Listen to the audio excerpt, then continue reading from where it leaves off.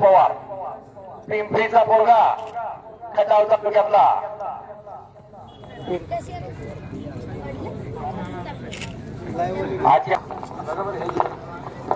आणि धीरज पवार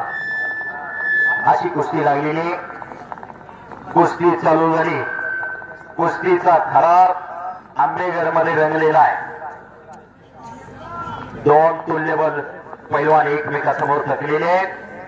नंबर 1 चा पैलवान बाला रफिक आखाड्यात आलेला आहे योगेश पवार आत यात आवडतो वेळी नियमाने बांधलेली कुस्ती कुस्तीत बदल झाला ग्रीको फ्रीस्टाईल मातीची कुस्ती मॅटवरची कुस्ती पण दमखास तोच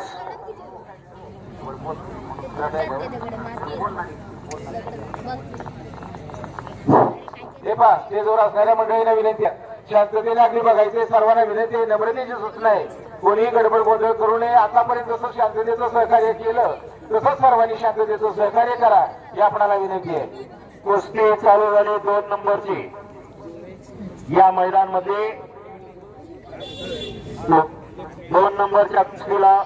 सुरुवात झालेली आहे सेल कमी झालेला आहे शबास आणि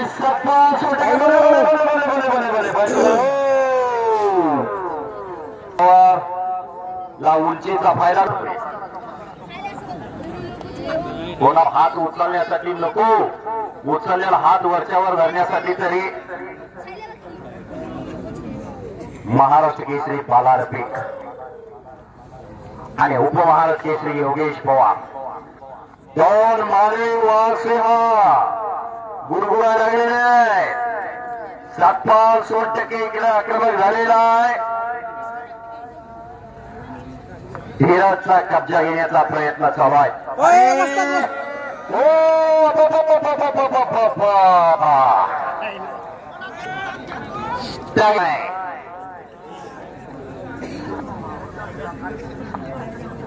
वस्ता आज फिरत राहा आणि खालून निघण्याचा प्रयत्न करतोय धीरज सतपाल कब्जा घेतोय सतपाल म्हणल्यानंतर आठवण येते महाबली सतपालजी एक दिल्लीचं वादळ एक दिल्लीचं तुफान महाराष्ट्रात आलं होतं महाबली सतपाल नावाचं कुणाची जोडाई करणार कुणाला 5 मिनिट पुढे सोडणार हरिचंद्र बिराजदार मामाने सलामी दिली 11 जानेवारी 1977 कुस्ती लागली हे दिल्लीचं वादळ दिल्लीचं तुफान हरिचंद्र बिराजदार मामाने शमवलं थोपवलं ऐतिहासिक विजय मिळवला पण दोन्ही हात जोडलेले होते कोल्हापुरातनं हातीवरनं मिरवणूक काढली बिराजदार मामांची एक विनयशील आणि नम्र पैलवान रुस्तुमेंद्र हरिचंद्र बिराजदार मरावे तरी कीर्तिरूपी उडावे आज आपल्यामध्ये नसले तरी त्यांच्या नावाचा उल्लेख केला जातो त्यांचे एवढं फार मोठं कार्य कुस्ती क्षेत्रात कोणीही केलेलं नाही 6 महाराष्ट्र केसरी घडवले हरिचंद्र बिराजदार मामाने काका पवार राहुल आवारे रणजित नलवडे यांच्यासारखे आंतरराष्ट्रीय कीर्तीचे पैलवान कितीतरी घडवले हरिचंद्र बिराजदार मामाने शबास त्यागडी कुस्ती चालू आहे दारू पैलवान घडवले